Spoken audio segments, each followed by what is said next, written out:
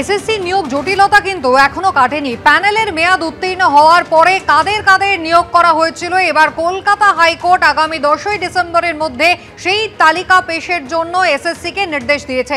বিস্তারিত জানাবেন আমাদের প্রতিনিধি সৌভিক মজুমদার, রয়েছেন আমাদের সঙ্গে। সৌভিক, দেখো, কলকাতা হাইকোর্টকে আজকে এই নির্দেশ দিতে হয়েছে। তার কারণ হলো ইতিমধ্যেই চিহ্নিত অযোগ্যদের যে তালিকা স্কুল সার্ভিস কমিশনের তরফ থেকে আদালতে হোক বা তাদের ওয়েবসাইটে হোক, যেখানে যেখানে প্রকাশ করা হয়েছে, সেই তালিকা দেখে মাননীয় বিচারপতি অমৃতা সিনহা তিনি এটা খুঁজে পাচ্ছেন না যে প্যানেলের মেয়াদ উত্তীর্ণ হয়ে যাওয়ার পরে কারা কারা ইন্টারভিউয়ের জন্য ডাক পেয়েছিলেন বা কারা কারা নিয়োগপত্র হাতে পেয়েছিলেন, সেটা কিন্তু তিনি তার কাছে এখনো স্পষ্ট নয়। অর্থাৎ স্কুল সার্ভিস কমিশনের তরফ থেকে কারা কারা প্যানেলের মেয়াদ উত্তীর্ণ হওয়ার পর চাকরি পেয়েছিলেন বা ইন্টারভিউতে ডাক পেয়েছিলেন, সেই তালিকা এখনো পর্যন্ত পেশ করা সম্ভব হয়নি।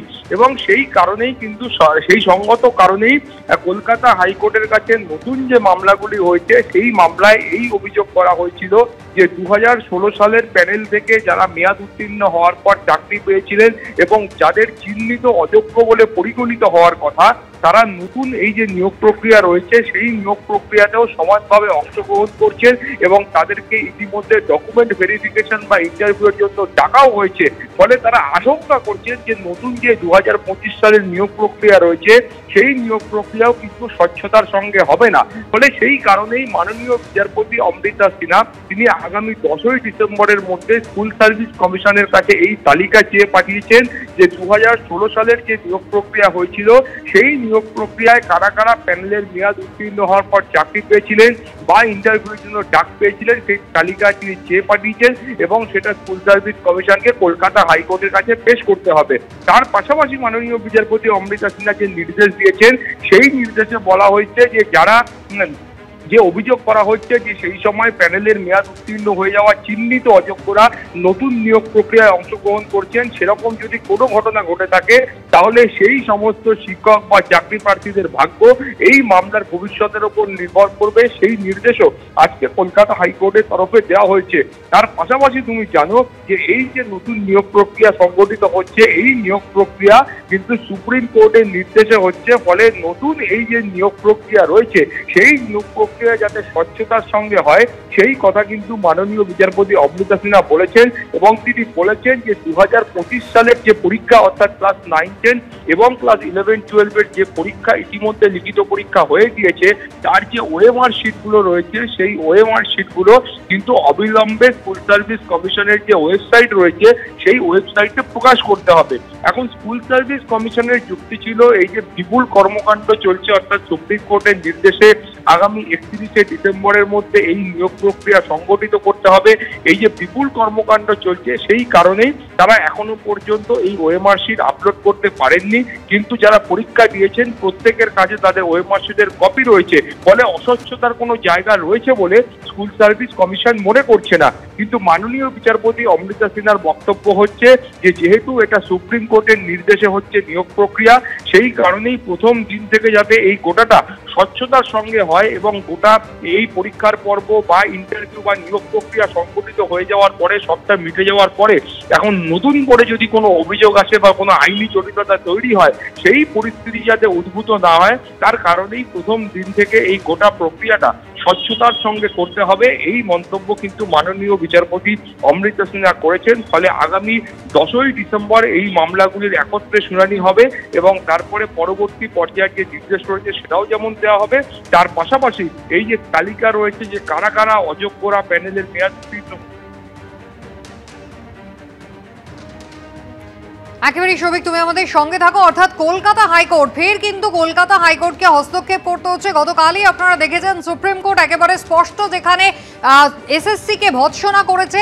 এসএসসি কিভাবে নতুন শূন্যপদ, নতুন করে চাকরি প্রার্থী তাদেরকে অ্যালাউ করলো, এই প্রশ্ন উঠেছে। আর এবার স্পষ্ট করেই বলা হচ্ছে যে কলকাতা হাইকোর্ট জানতে চায় যে প্যানেলের মেয়াদ উত্তীর্ণ হয়ে যাওয়ার পরে কাদেরকে নিয়োগ করা হয়েছিল, সেই তালিকা এবার এসএসসি কে প্রকাশ করতে হবে। তার জন্য সময়সীমা ধার্য করে দেওয়া হচ্ছে।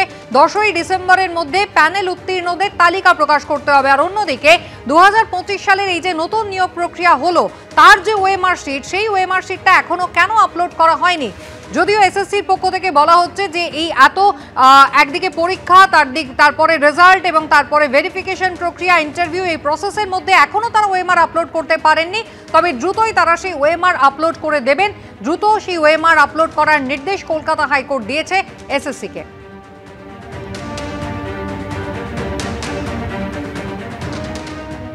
এসএসসি যে নতুন নেওয়া পরীক্ষা, সেই পরীক্ষার বৈধতা নিয়ে গতকাল সুপ্রিম কোর্ট প্রশ্ন তুলে দিয়েছে। আর পরীক্ষার পর কি হবে কেউ জানে না, আর আপনি নথি যাচাই নিয়ে ব্যস্ত হয়ে পড়লেন। হাইকোর্টের আইনজীবীকে উদ্দেশ্য করে আজ এমনই মন্তব্য করেছেন মাননীয় বিচারপতি অমৃতা সিনহা। গতকাল সুপ্রিম কোর্টে পর্যবেক্ষণের পর এমনই তাৎপর্যপূর্ণ মন্তব্য বিচারপতি অমৃতা সিনহা। এসএসসি সংক্রান্ত একটি মামলা আগামীকাল শুনানির জন্য বিচারপতি দৃষ্টি আকর্ষণ করেন এক আইনজীবী। আগামীকালই এসএসসি সংক্রান্ত অন্য মামলাগুলির সঙ্গে আবেদনের একত্রে শুনানি করা হোক দাবি করতে থাকেন ওই আইনজীবী। আর তারপরে এই মন্তব্য করেন বিচারপতি অমৃতা সিনহা। আর এই প্রসঙ্গে কি বললেন শিক্ষামন্ত্রী ব্রাত্য বসু, দেখুন। মামলা হলে মামলা হবে, যদি সেটা বিচারপতি গ্রহণ করেন সেই মামলা সওয়াল জবাব হবে। এখন আমি মনে করি না যে মানে বিচারক ভেদে বা কোর্ট ভেদে আইন পাল্টায়, যদি না কোনো বিচারকের নির্দিষ্ট রাজনৈতিক পক্ষপাত এবং অভিসন্ধি থাকে। আমাদের রাজ্যে এই ধরনের রাজনৈতিক পক্ষপাত বা বায়াস বা অভিসন্ধি বা রাজনৈতিক কোনো উদ্দেশ্য আমরা কারো কারো ক্ষেত্রে দেখেছি, এটা পরবর্তী ক্ষেত্রে প্রমাণিত হয়েছে। কে কোথায় মামলা হচ্ছে বা না, মামলা হলে হবে, সেখানে এসএসসি যারা প্যানেলিস্ট লয়ার আছেন তারা লড়বেন। দেখুন, বিরোধীরা তো এই ধরনের চেষ্টা চালাবেই যাতে তৃণমূল কংগ্রেসের সরকার, মাননীয় মুখ্যমন্ত্রী মমতা বন্দ্যোপাধ্যায়ের সরকার যাতে নিয়োগটা করতে না পারে।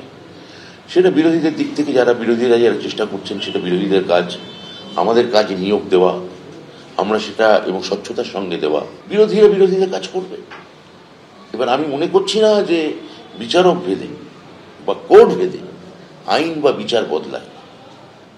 কেউ ভাবতে পারেন এই হাইকোর্টে এসছে, আমি মনে করি না যে কোনো বিচারপতি ওইভাবে বায়াস করতে পারে, এটা আমার বিশ্বাস, কারণ ওটা আইন, বিষয়টা আইন নিয়ে কথা হবে।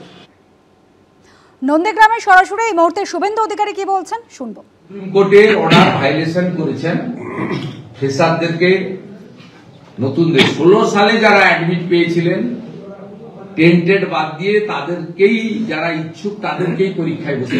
অর্ডারে ক্লিয়ার লেখা ছিল নতুন করে অ্যাপ্লিকেশন দিয়ে নাম নেওয়ার বিষয় ছিল না। গরিত অপরাধ করেছেন, সুপ্রিম কোর্টকে চ্যালেঞ্জ করেছেন। আর প্রাপ্ত ভিত্ত এদের কথা আলোচনা করার দরকার নেই। ওখানে শিক্ষা সচিব বিনোদ কুমারও এখানে কোনো রোল নেই, এসএসসির কোনো রোলই নেই। গোটা বিষয়টাকে পরিকল্পনা, নির্দেশনা এবং মঞ্চস্থ করেছেন মমতা বন্দ্যোপাধ্যায় নিজে।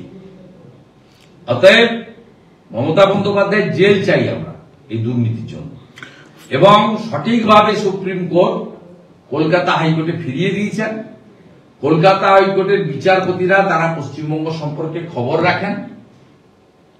কলকাতা হাইকোর্টই টিচার রিক্রুটমেন্ট স্ক্যাম বলুন, মিউনিসিপাল রিক্রুটমেন্ট স্ক্যাম বলুন, যা বেরিয়েছে, যা ধরেছে কলকাতা হাইকোর্টের বিচারপতিরাই ধরেছে।